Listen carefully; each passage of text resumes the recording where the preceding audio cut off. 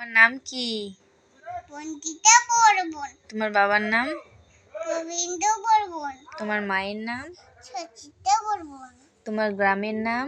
দক্ষিণ চাপড়া। Post office কোথায়? বামুনহাটে। থানা? বলবো না? হ্যাঁ বলবো তো, তার আগে বলো থানা কোথায়?